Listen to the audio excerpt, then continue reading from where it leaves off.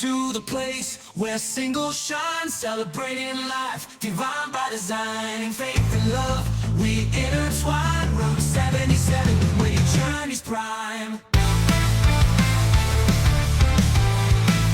Welcome back to the Route 77 podcast. If you caught our last episode, you know we dove deep into the world of conflict resolution, unpacking different strategies to handle disagreements effectively. Today, we're continuing that conversation, exploring more about competing, compromising, and collaborating in conflict. Ready to find out which style might work best for you in different scenarios? Let's get to it.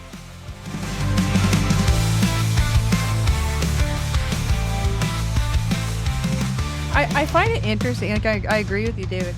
I find it interesting that a lot of times when, especially if people are recommending, go into this, whatever, this discussion, knowing what you're willing to give up or asking for more so that it'll look like you're compromising.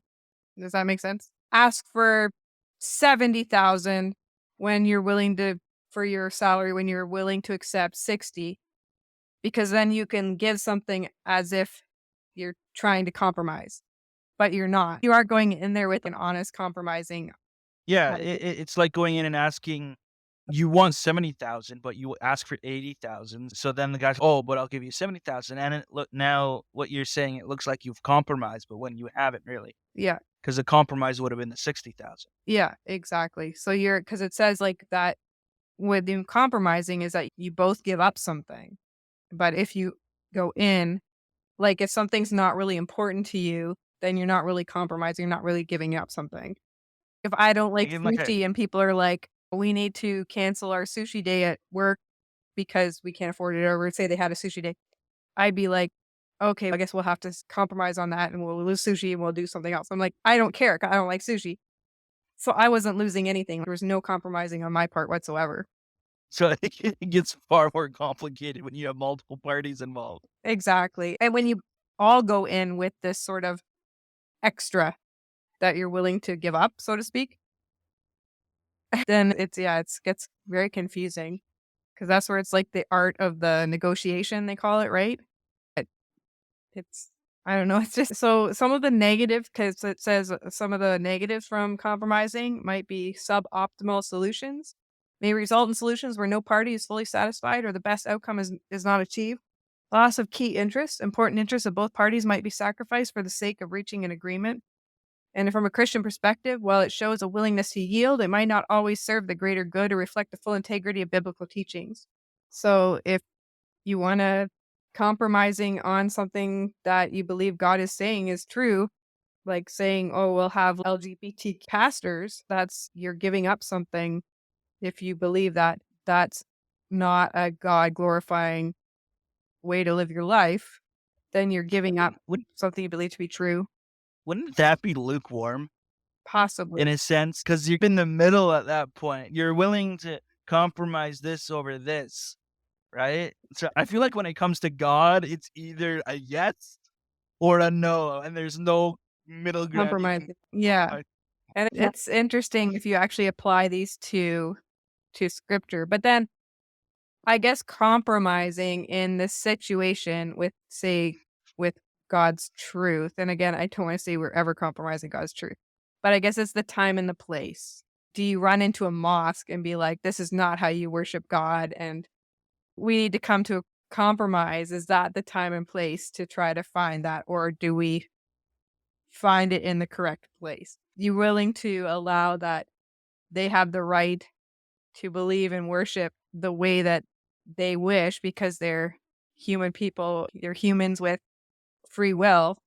And yet, so you're allowing that to exist within your culture, within your society, but you don't agree with it. So I guess that's a way of compromising in a sense where we compromise, I guess, if you want to say like we were a Christian nation at one point, by saying that people have the freedom to practice their religion how they see fit, provided it doesn't, you're not going around killing people and stuff like that. Then, but you also allow that there's going to be not Christian. Yeah, there has to be a level of respect. Yeah. Right? And love. I I don't know why, but that it reminds me of Jesus going into the temple and what the Pharisees had all, and they had all their markets set up, and Jesus got angry and started flipping everything over. Kind of reminds me of a scenario like that where there's certain places where you have to have kind of respect, but if you try to desecrate a temple of God, then Yeah. that That's is what I was saying, like sin. time and place. Yeah. A proper And time Yeah. and place.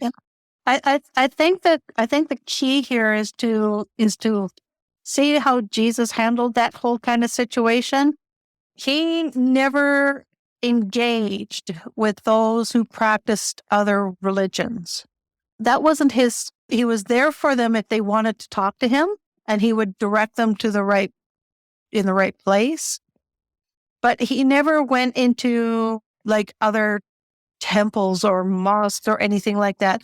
He predominantly was around the Israelites. He was in the temple of God, where God was, and not where the false gods were.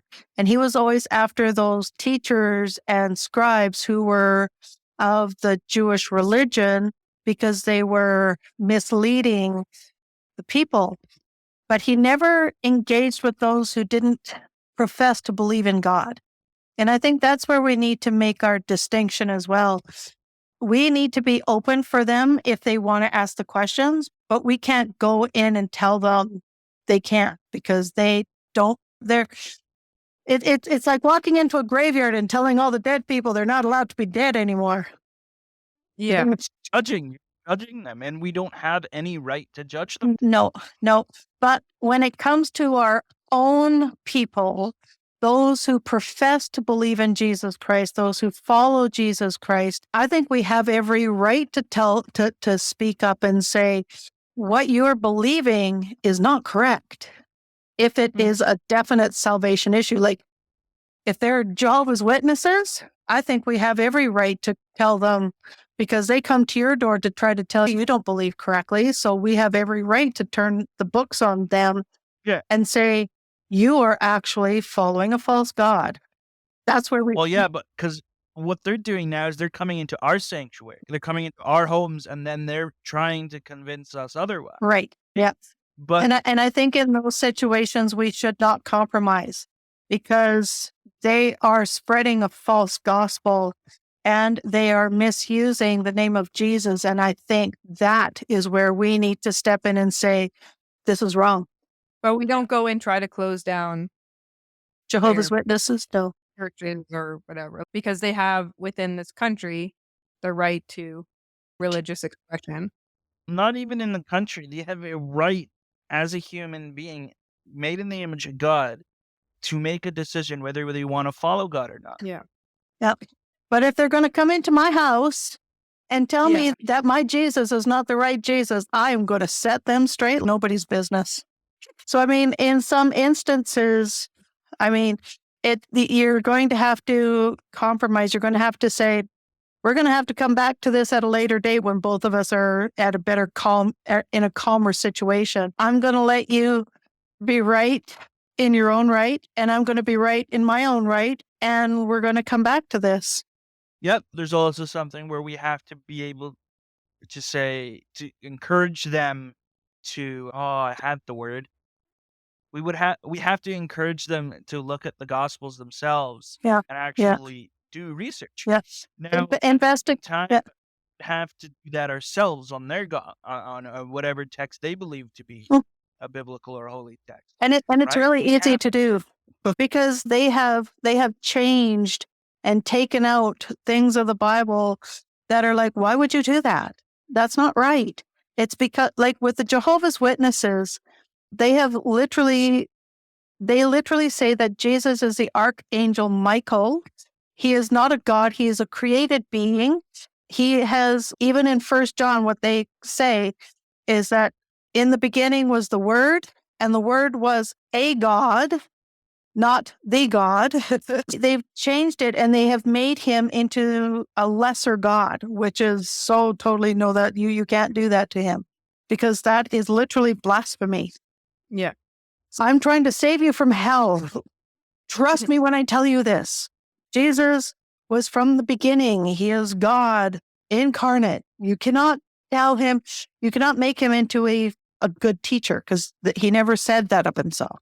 So compromising can be used in some, like all the other ones, the tool for some situations and not for others.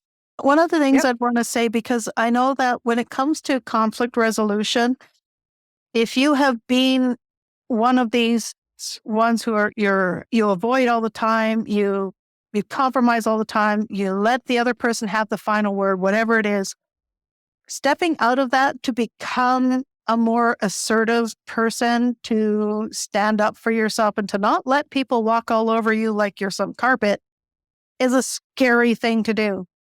And if you find that you are having a lot of difficulties doing it, or if you're become hyper emotional or whatever, to seek counseling, because a counselor can walk you through the steps to become a stronger person and to be able to stand up for yourself and to not let people walk all over you and to not be the one that is always giving in, the one that's always compromising, the one that's always swallowing their anger because you're just going to become an angry person and you're going to be like, why am I always so angry?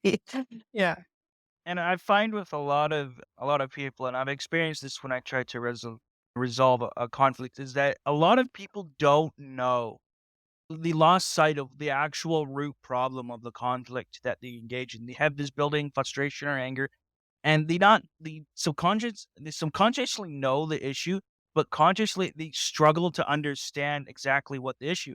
And they've piled so much stuff and they abstracted a lot of their life on top of it. You'll end up just dancing with them Yeah.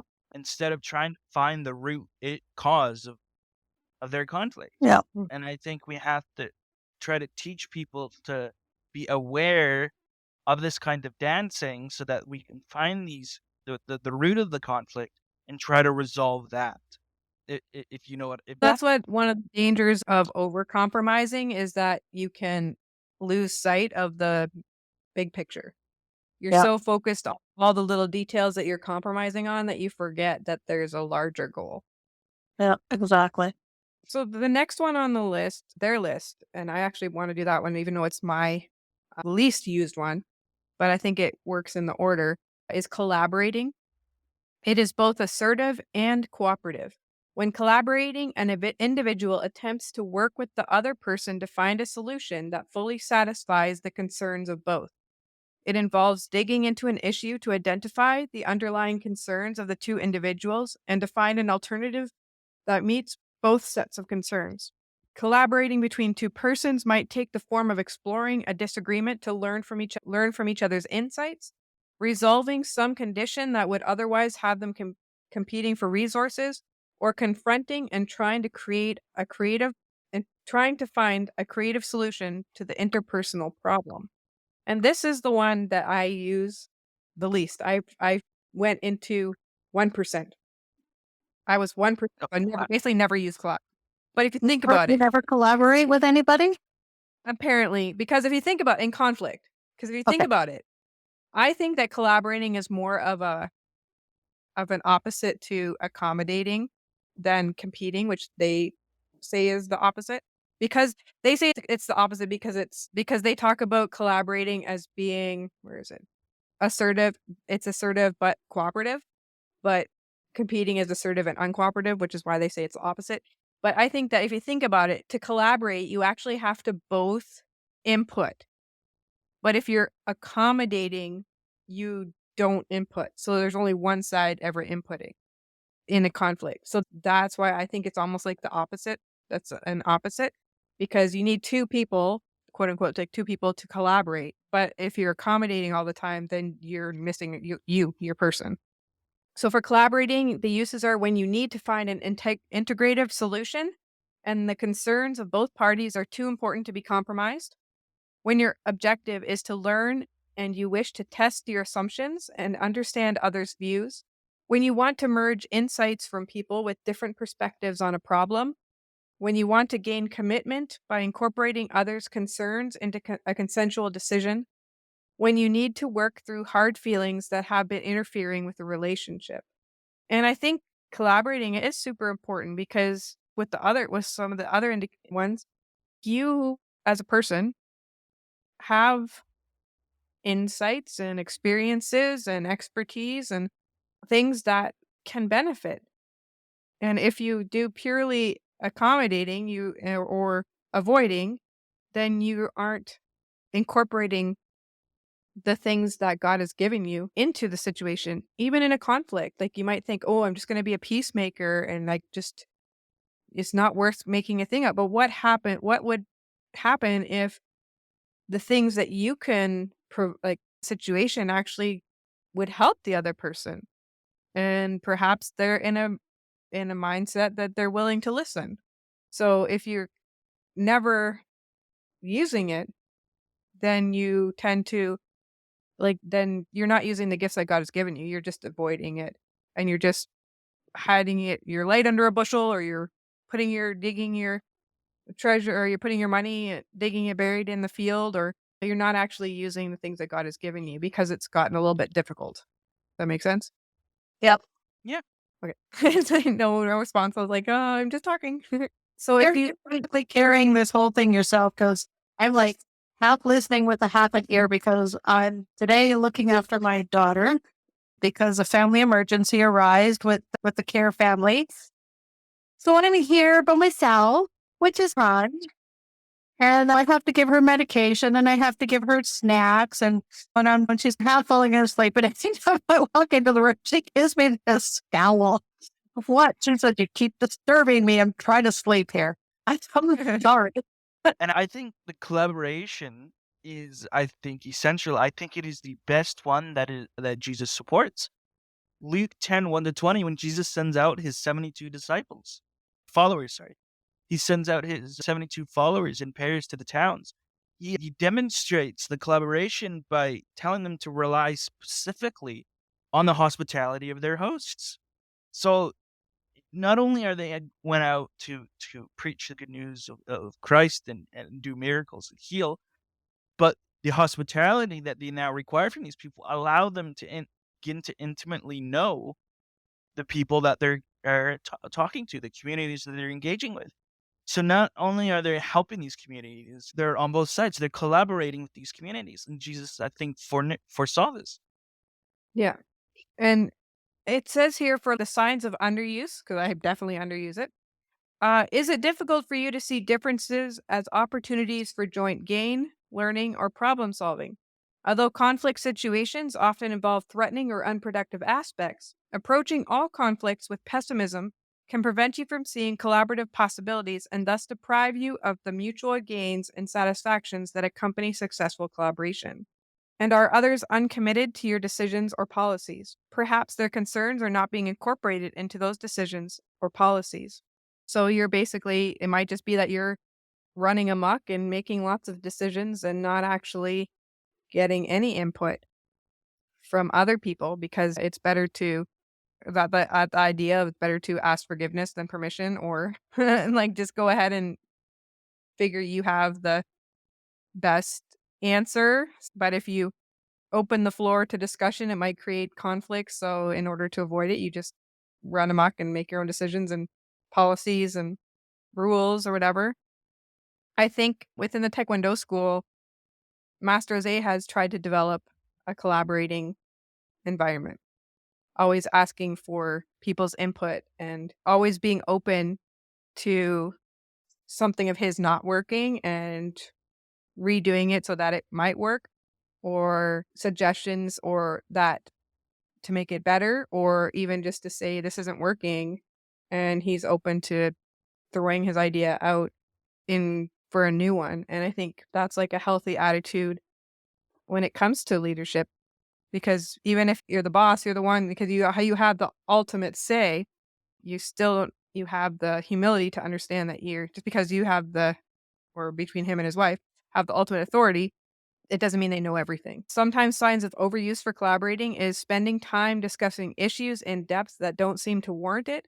Collaboration takes time and energy. Trivial problems don't require optimal solutions, and not all personal differences need to be hashed out.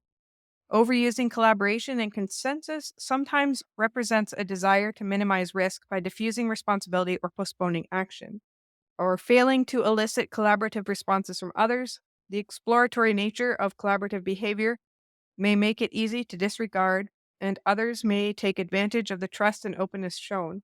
Overusers may miss signs of defensiveness, competitiveness, and conflicting interests. I think that's Yeah. So people don't. Okay, how do I want to phrase this? I think a lot of that stems from people not completely understanding exactly what they're collaborating about. hmm They're not sure, so they're drifting to the left or to the right or up and down, and they're going into their own personal ideas and thoughts of how to solve something, or yeah, just generally how to solve the problem if there is a problem out there, and collaborating how to solve it. A lot of people just don't fully understand the context behind what it first initiated the collaboration to begin with, and what the outcome of the collaboration is supposed to give. And I think that's everything you just mentioned. I think that's a massive contributing factor to over collaborating. hmm And then there's this idea that you hear people like we're not a democracy, like in a sense that when you're in a business or even in a relationship, like if it's like we're unequal power in a sense where parent to child, there's a certain point where you're not going to collaborate and get all of their input into every single decision that you make. There's not the time, there's not the energy, there's not even the appropriateness of doing that in every single thing. But there may be a time to do it in certain conflicts that would be positive. Some of the negatives from collaborating are time consuming, often requires more time and effort to find a mutually acceptable solution, which can be impractical in time sensitive situations. Complexity in resolution can be overly complex when the situation might call for a more straightforward approach. And from a Christian perspective, while it aligns well with Christian ideals of unity and peace, it may not always be feasible or appropriate, especially when quick decisions are needed. So, do we have within the church, we'll have like church meetings and we'll have discussions over things like who to have called to be a pastor, or if we're going to change, I don't know, we might have it if we're going to change the times of the worship or something. Do we have it at 9? Do we have it at 10? Do we have 2 services? Like they might have like collaboration with the members, but then there's other things that they won't specifically bring up to have everybody input in on because it would just be like so time consuming and not beneficial. So like I said, tend to not use this one, but then I have a hard time when people actually ask for me to collaborate or to input into things because I'm so used to just accommodating and just not inputting or avoiding potential conflict by just agreeing with whatever they say. It's just safer and easier to do that. So it's one that I have to definitely work on.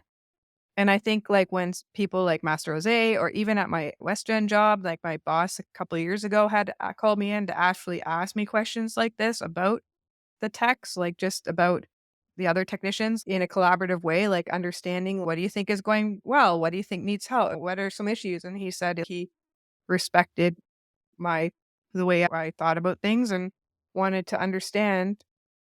So he was asking questions more like this way in a collaborative sense where he wanted input from me and not just, I think everything's fine. That doesn't help anything. And it's not going to help make anything better if they ask those questions. And like we have, like Monique and I have to do we're doing these assessments, like personal assessments that we fill out and then Master Jose is going to fill out and then we'll have a discussion about them. But one of the questions is what are some things that would make your job easier? And if we just went, nothing, we're good, that doesn't, but there are things that could make things better. That's not helping anything. If we Well, it's honestly just a can't think matter of of anything, thinking about what it is. yeah, if you honestly can't think of anything, you're like, I can't think of anything, but they would probably be open to the fact that it's not like once this assessment's over with, you can never bring it up again. Like, and so Yeah. if you think of something later, like, oh, this would be beneficial, then they're opening that door and Yeah. saying, let us know.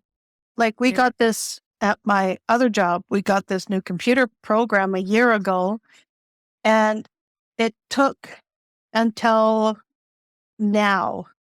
So we've had it for a year and a half. No, I'd say we'd had it for a year. Because I it was just before my work did their new yeah, program. It was like a month before. yeah. And it has taken me this long to figure out what I needed to make the program work better for me. And I've actually been sending that feedback now back to the company. But before it was just like, I can say it's this, but maybe it's just a matter of me being used to the program. Now that I'm used to the program and I'm used to the processes, there is one thing in particular, two things in particular that I think they need to fix that would make my job a lot easier. Yeah. But And it they're took trying me to a do that year. with WestGen. Like the problem they came to was that they did not collaborate with the technicians when they designed their program. And it has created, after almost a year later, like a very deep morale issue with the technicians because we did not feel remembered. Since it was outside of the scope of the original contract, the company's trying to save money and not correct things. Probably the way that it should be corrected. So they're trying little patches to try to make it work. And it's created a very big divide between the technicians and the rest of the company. Yeah. So it's been, and that's been, it will be a year in July 1st. Yeah. And it's just gotten worse. So for me, with the Taekwondo assessment, it's really difficult for me to really say what I think right now because I'm still getting used to the process. I'm still getting used to the job and I'm still getting used to what it takes to do that job properly. And a lot of times I just sit there and go, I don't know what to do anymore. Like Yeah. I need something to, what can I do?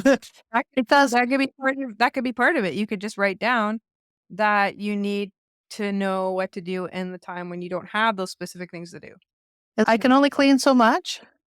Yeah. Whereas During the downtime, after you've done your work, is there something that you should be working on? So like a little more direction and could be yeah, one of your things. But by asking those questions within the assessment, I think even beyond the time when we have a discussion with Master Jose about these things, we could feel the freedom to go to him and go, hey, do you know what would help?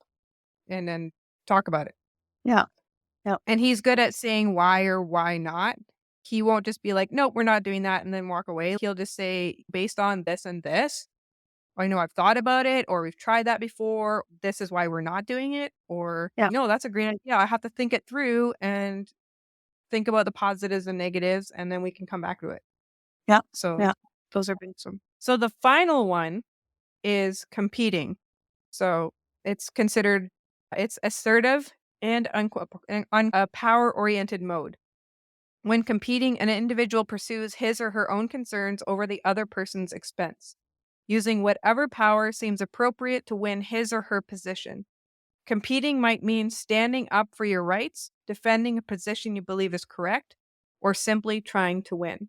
So this one was my second lowest, by about 20%.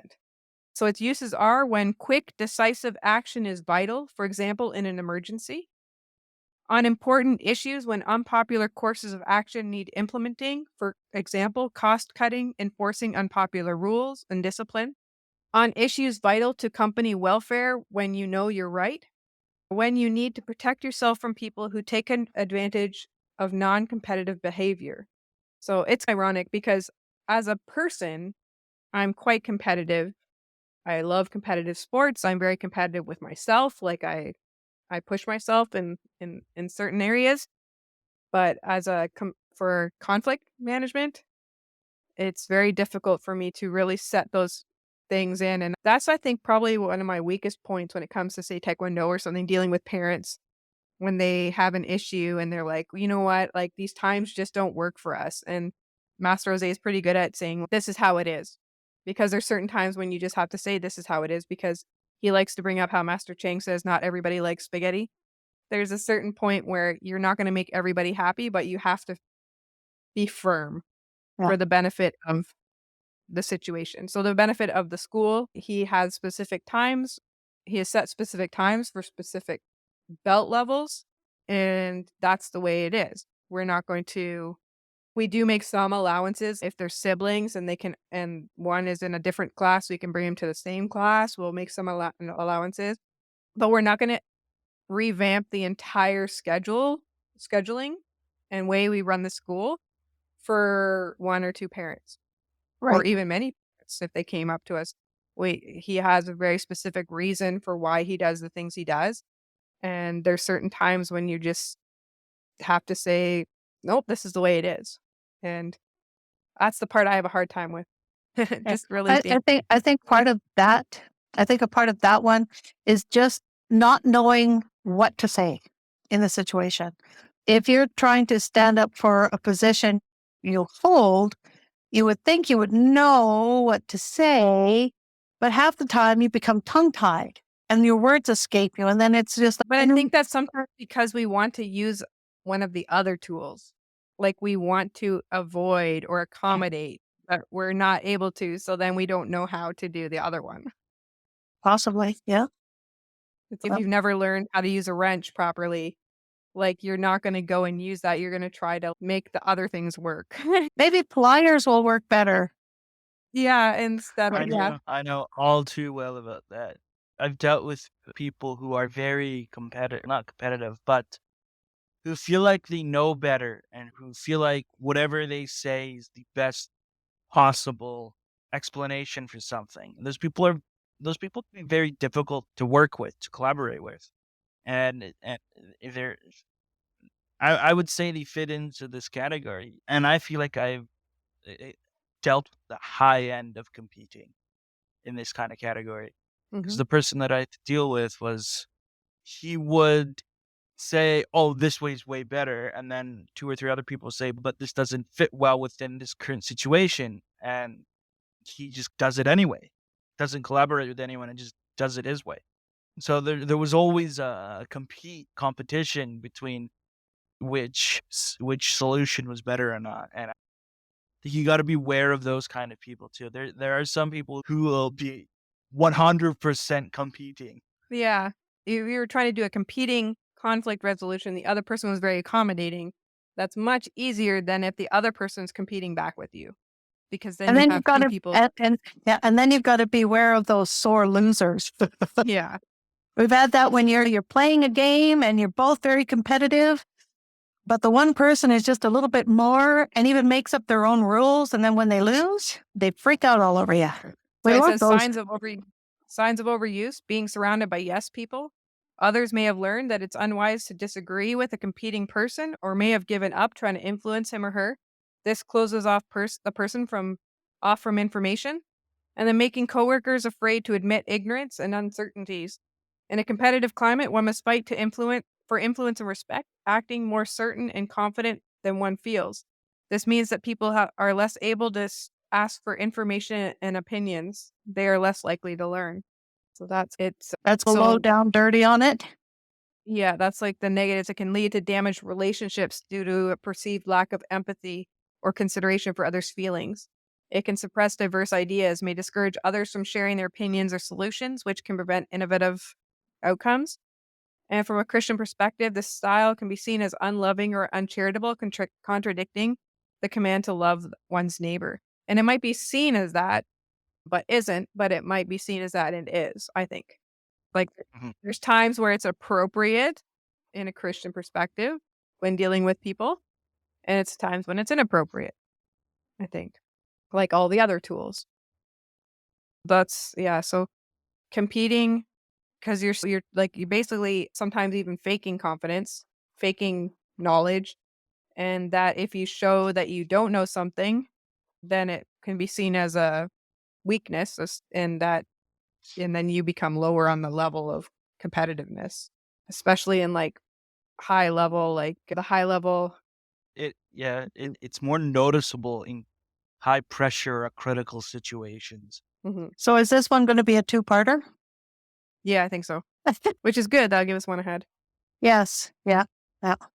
I just really appreciated this test because it actually laid out the several, like the five or how they see five different ways of dealing with conflict and that they're all beneficial to use and they can all be detrimental when overused or used in an inappropriate circumstance. So it was yeah, so that's it. Do you have anything else to add, David?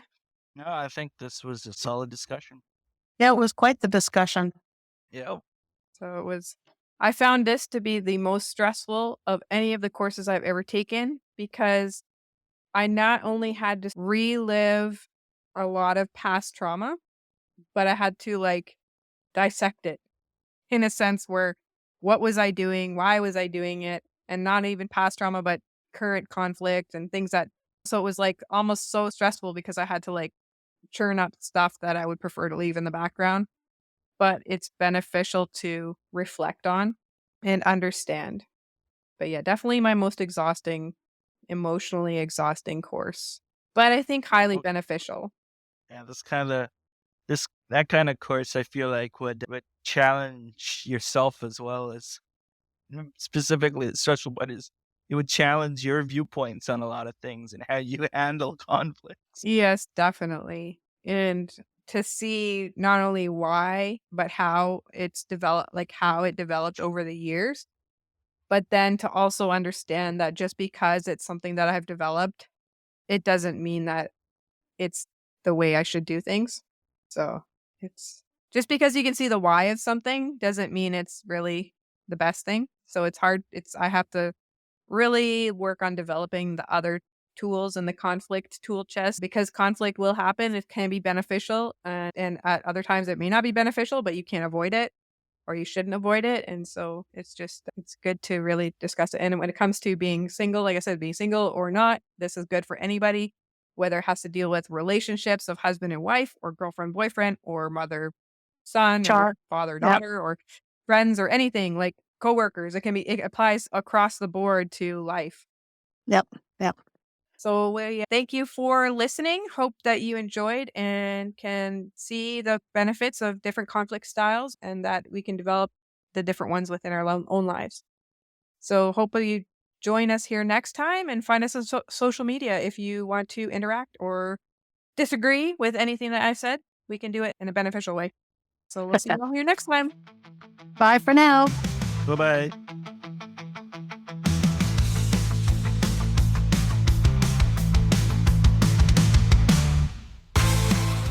Thanks for sticking with us through this detailed exploration of conflict resolution strategies. We've covered a lot today, from assertiveness of competing to the mutual benefits of collaborating. Remember, understanding and adapting your conflict style can profoundly impact both personal and professional relationships. Be sure to tune in next time for more insights on how faith influences our daily lives. Don't forget to follow us on social media to join our conversation and share your thoughts on today's episode. Until next time, stay peaceful, stay blessed, and live your single life to its fullest.